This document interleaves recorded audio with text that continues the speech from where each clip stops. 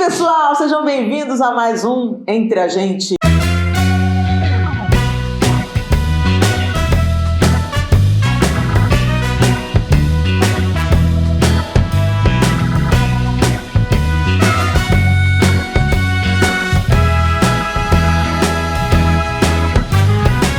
Com essa participação especial do João Lúcio, por esses dias a gente tem recebido aí uns feedbacks muito legais. A gente espera que realmente vocês sejam abençoados, encorajados, edificados através desse nosso bate-papo aqui. Se você já é inscrito no canal, bênção. Eu espero que está sendo bênção para você. Divulgue para os seus amigos que está te abençoando. Se você ainda não é inscrito no canal, está só visitando a gente, se inscreva.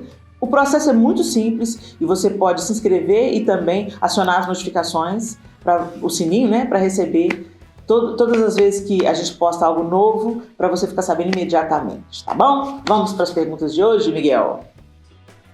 Pergunta da @NathAnucci.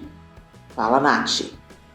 Como explicaram sobre sexualidade para os meninos? Eu tenho 3 filhos meninos. Bom, acho que é para mim, né? Yes. De uma maneira mais natural possível. Eu me lembro que houve um período que eu sou professor, né? Trabalhei por 25 anos como professor e nós morávamos muito próximo da escola onde eu dava aula, que era também a escola onde os nossos filhos estudaram. E houve um período que eu ia com o Miguel e o Arthur a pé para a escola e nesse caminho de ida e volta rolava todo tipo de papo, né?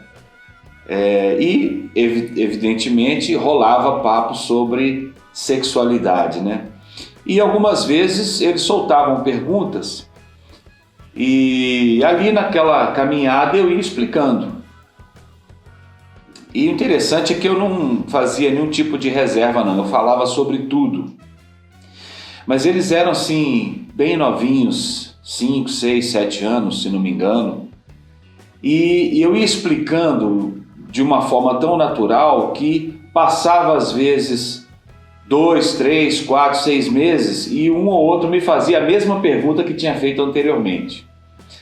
Então eu acho que tratar o assunto com naturalidade, quando eles questionarem, quando eles perguntarem, é algo positivo. Se você cria um tabu, se você cria uma expectativa, alguma coisa especial acerca do assunto, e quando de repente o filho joga uma pergunta, você se assusta e demonstra isso, você chama atenção para aquele assunto de uma maneira que vai despertá-lo a buscar informações, talvez em lugares que você não gostaria. Às vezes você desperta a curiosidade e não responde de maneira natural. E eles têm coleguinhas, eles têm outras fontes. Hoje em dia é um assunto que está bem acessível. Então é importante que sempre que esse tipo de pergunta apareça por parte dos filhos, que a gente responda com naturalidade. Claro, você não vai falar tudo, dependendo da idade, tem detalhes que você não vai explicitar, mas você pode responder as perguntas observando a idade, a possibilidade que cada um vai ter de entender, e à medida que eles forem crescendo, isso vai sendo aperfeiçoado. E nesse crescimento, né, quando chegar a adolescência, vocês já conversaram sobre aquilo algumas vezes, aí é legal você tirar momentos específicos para de fato ter um papo sério, um papo reto ali de pai e filho, né? Então, cria um ambiente de confiança entre você e seus filhos. Responda o que foi perguntado sem escândalo e sem surpresa, de uma maneira natural, e responda o que ele perguntou. Porque às vezes a criança pergunta uma coisa e a gente entra em tanto desdobramentos, né? Responda o que foi perguntado. É simples, é natural e a gente deve encarar com naturalidade. Pergunta da @Lussandra Costa. Fala, Lussandra. Como lidar com diferenças entre o casal, seja de opiniões, ideias e até crenças? Com respeito. Eu acho que o que acontece de uma maneira muito comum nos casamentos é que a intimidade sabota o respeito e a gentileza. Então, o que acontece? Quando você tem uma opinião diferente de um colega de trabalho, por exemplo, ou de um patrão, ou de uma pessoa que você tem uma amizade de anos, por que você consegue continuar com a boa convivência? Porque você deixa claro a sua opinião, sem agredir e desvalorizar a opinião do outro, sem menosprezar o que é importante para o outro. Você coloca o seu ponto de vista sem entrar em atrito, exercitando o respeito e a gentileza, ok? Isso se perde muitas vezes dentro do teor do casamento. As pessoas perdem o respeito e a intimidade vira pretexto para abuso, para ofensa, para ridicularização, para expor o outro diante de outras pessoas. Então seja cuidadoso, eu acho que o casal deve cultivar a amizade profunda, porque dentro desse ambiente de amizade a gente pode compartilhar sonhos, a gente pode compartilhar opiniões e a gente pode discordar, mas entendendo o ponto de vista do outro. Quando tem respeito, então você para ouvir e tentar perceber o que é importante para o outro e não apenas tentando falar e se justificar e impor a sua vontade, porque isso é desrespeitoso. E nesse tempo que isso se tornou tão comum, isso ficou mais evidente ainda dentro de casa. Então nós precisamos de resgatar o respeito e a gentileza nos nossos relacionamentos conjugais. Agora, existe uma situação também importante que as diferenças vão existir, obviamente, e o respeito é a receita para que você lide bem com isso, mas tem algumas coisas que eu acho que tem um nível de importância e de relevância um pouco maior. Por isso que é importante desenvolver a amizade e as conversas e o relacionamento para poder conhecerem um ao outro antes do casamento. O suficiente para vocês entenderem todos os processos pelos quais cada um passa. Tem certas situações que, se há uma diferença muito evidente de opinião e de conduta, pode ser um problema grave depois do casamento, relativo, por exemplo, a como educar os filhos, que tipo de princípios seguir, se é dentro do contexto, por exemplo, cristão, o casal professa a mesma fé e está na mesma igreja, por exemplo, isso é legal, mas até mesmo dentro de uma mesma igreja, às vezes um tem um chamado para ser missionário e o outro tem um chamado para atuar na igreja local. E depois que casar, como é que vai ser? O missionário vai partir para onde Deus o levar, para a seara que Deus o levar, e o outro fica cuidando da igreja local? É uma situação de incompatibilidade. Então, é preciso ter a tranquilidade na hora do namoro de conversar, identificar essas diferenças e até mesmo repensar o relacionamento, se for algo que, diante de um casamento onde há um compromisso, isso se tornar inviável. Então, é algo a se pensar e levar bastante a sério. Agora, se já aconteceu o casamento e essas diferenças se manifestaram pós-casamento, às vezes a pessoa aceitou, teve uma experiência com Cristo depois de casado e o cônjuge não. O que Pedro, por exemplo, instrui as mulheres? Que as mulheres devem ganhar os seus maridos, não pelo muito falar, mas pelo santo procedimento. Ou seja, a maneira como você vive. Se você já era uma boa esposa antes de Cristo entrar na sua vida, a fé não se impõe.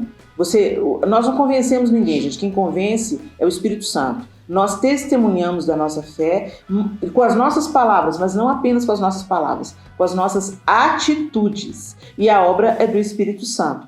Então, buscando sempre essa conciliação, esse respeito. Ah, mas se o meu marido é abusivo, se o meu marido me bate, isso aí já é outra coisa, gente. Aí é crime.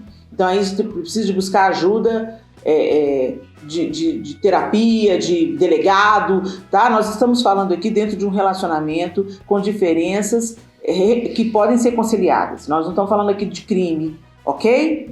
Vamos deixar isso bem claro. Se você experimentou Cristo depois do casamento, testemunhe Cristo com a sua maneira de viver, ore pelo seu marido e foque naquilo que ele tem de bom. Às vezes as pessoas focam tanto no defeito do outro e deixam de apreciar se é um bom pai, é um cara provedor, às vezes não concorda com a sua fé, mas é um bom marido. Honra seu marido. @tagarcia. Um dia inesquecível para o casal. Ai, meu Deus. O dia do nascimento dos nossos filhos. Mas aí são 4 dias. Aí, pois é, não tem jeito de arrumar um, gente, porque olha, primeiro dia inesquecível de todo casal é o dia do casamento, o dia que a aliança foi firmada diante de Deus e diante dos homens, né? Esse é um dia único.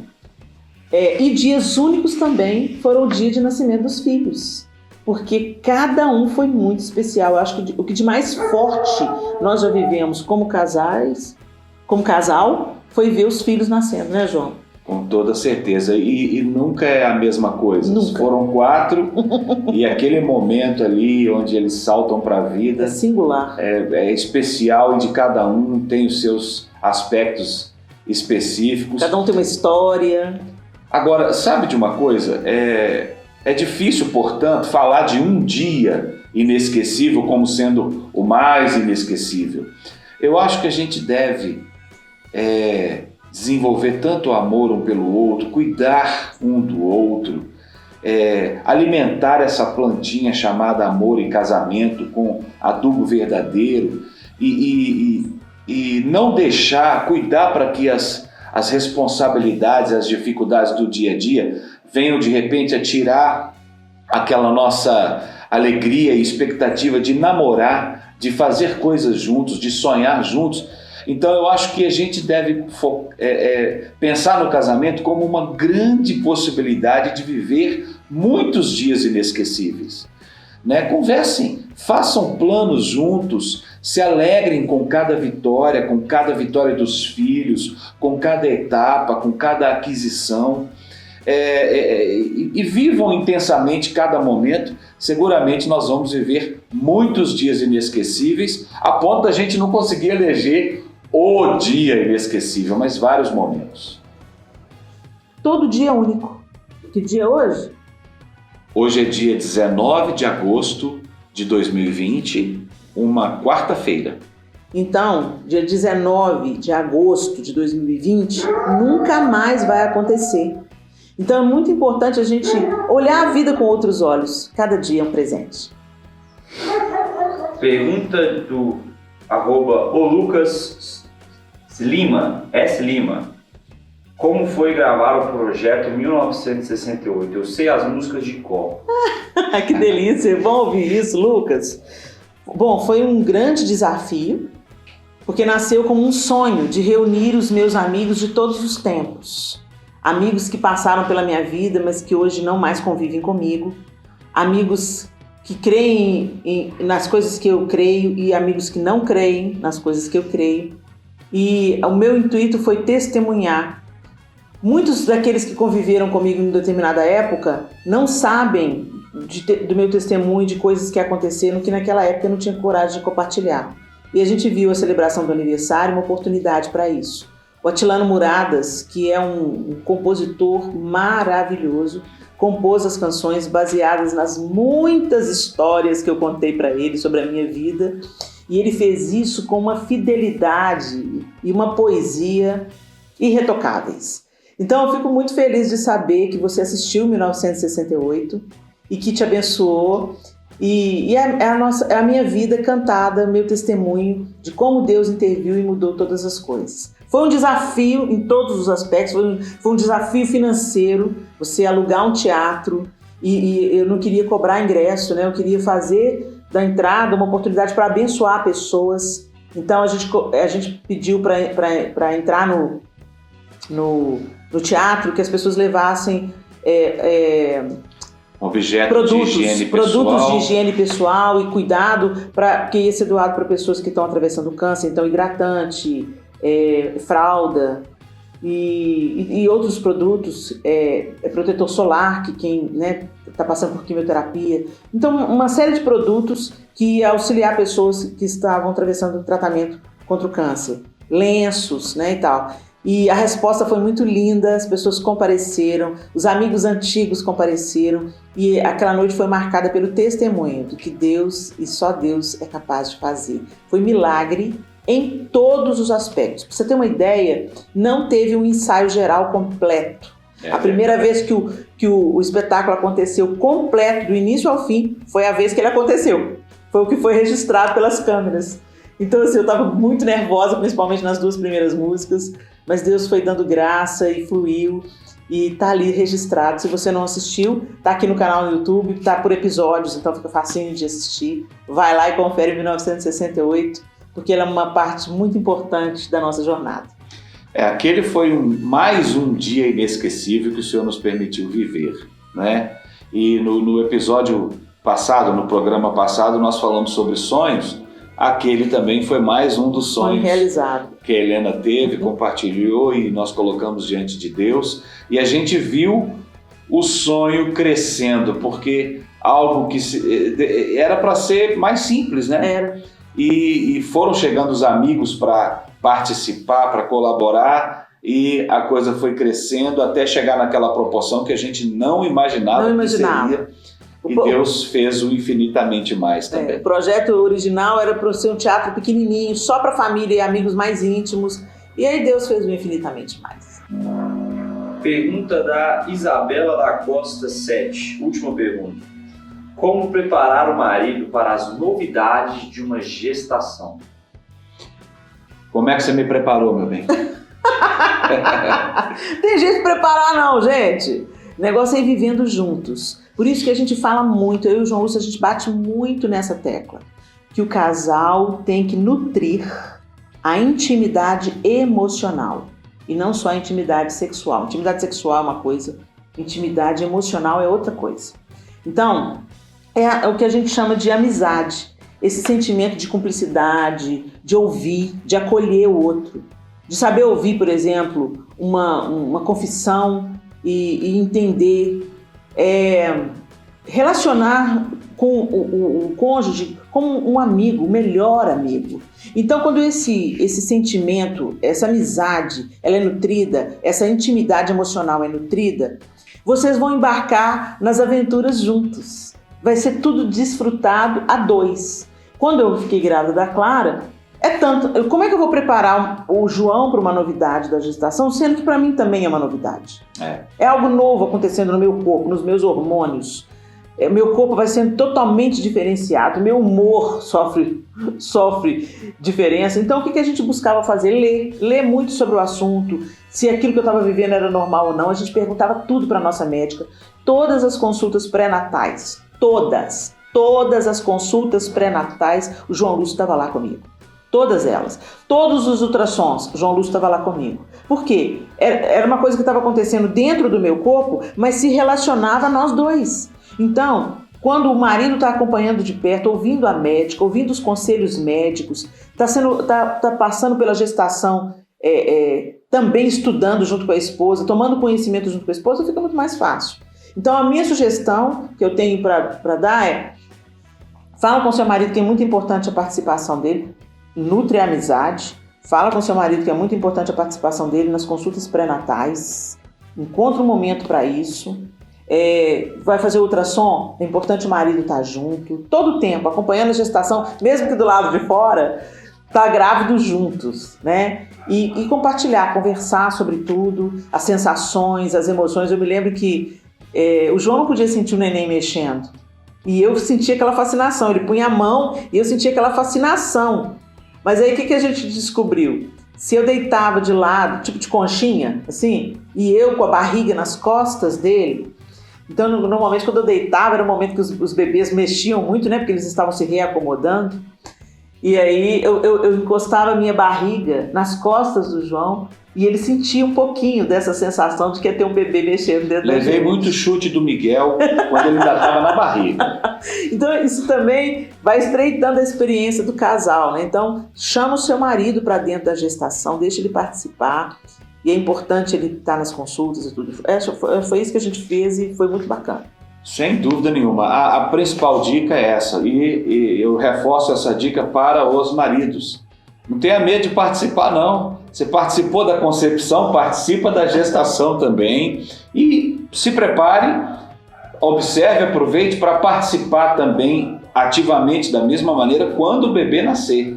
Põe a mão na massa. É muito, muito precioso e você vai ter situações e experiências maravilhosas. Acho que é muito importante isso, o homem não se furtar às experiências. O João ficava só esperando o umbigo dos meninos caírem, porque com o umbigo ele tinha um pouco de insegurança de machucar o bebê, mas quando o umbigo caía, eu já ensinava para ele ali como é que ele dava banho, e ele já assumia o papel e amava e se divertia. Então hoje quando a gente olha para trás, você sente saudade da infância. Tem momentos que a gente sente saudade, sim, mas eu acho que o João sente também aquela sensação de eu participei, eu curti, eu cheirei, eu troquei fralda, eu dei banho, eu estava ali, eu fui pai.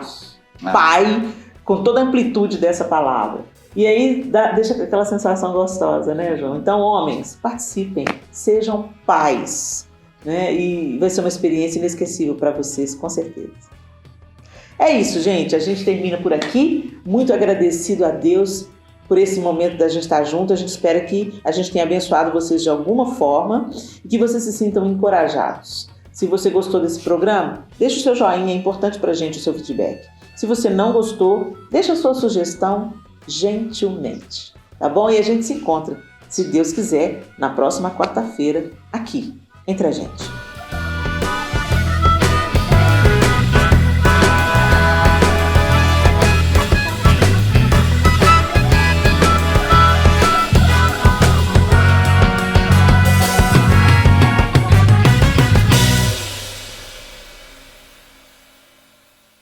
Beleza. Então vamos lá.